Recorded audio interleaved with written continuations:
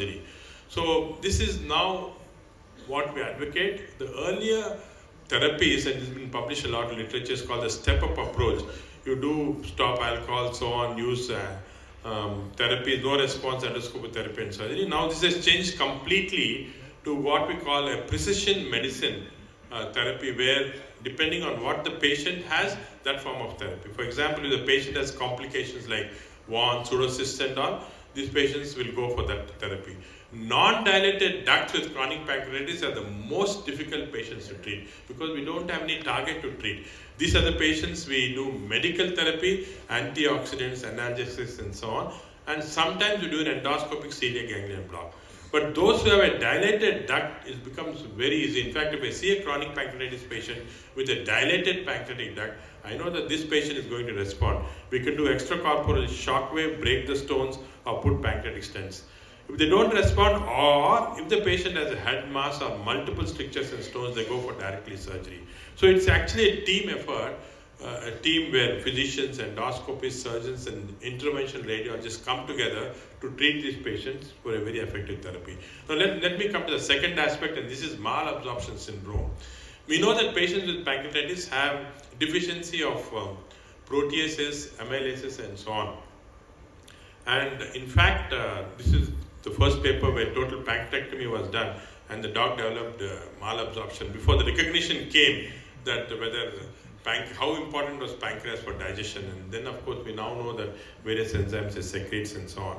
One of the most important thing to realize is that your patients with chronic pancreatitis won't come to you and tell you, I'm having diarrhea, I'm having malabsorption. Very often it's occult. The reason it's occult is they have a diet adaptation. They start eating less fat, their weight loss is not so marked, so you miss them. But even if they miss them, it's very important to actually treat them even occult malabsorption, because it has been shown by several studies the incidence of cardiovascular mortality is markedly increased in those who have occult malabsorption. Of all the enzymes, lipase is the most important one for fat digestion. It's an unstable enzyme which is inactivated acidic pH, and we'll have to give lipase in a proper way to treat these patients. Amylase and all the other mechanisms like salivary amylase which compensates, but not lipase. So many of these patients also have weight loss, but they can have asymptomatic mild steatorrhea, micronutrient deficiency. But all patients with chronic pancreatitis, irrespective of whether they have insufficiency symptoms or not, should be treated with enzymes. Of course, enzyme substitution, when you give enzymes, one of the most important advices we should give to our patients is to take normal fat diet. This is very unfortunate. Physicians often prescribe pancreatic enzymes and say low fat diet. There's no point. Patients should take their normal diet along with enzyme supplementation. Not excessive fat, but normal fat.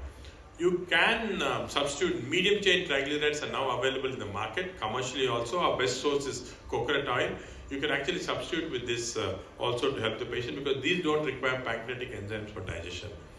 So another important thing is what type of enzymes to give.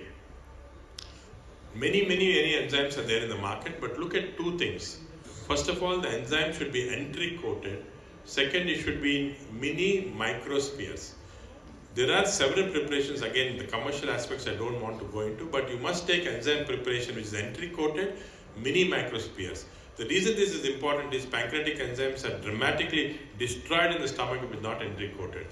If they're not having mini spheres, they don't get properly mixed with the stomach and then get. So always use an enzyme which has these properties, whatever is commercially available. So how do we start this treatment? What we do is we start enzyme supplementation and always look at an enzyme preparation. Many enzymes don't have this amount of lipase. They'll have protease and all, which is not useful. You should have 20 to 40,000 in the starting dose. Many of the preparations are 10,000, 25,000, 40,000.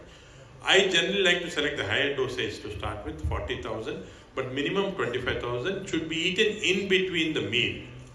If they don't do that, they eat it after the meal or before, sometimes efficacy is not there.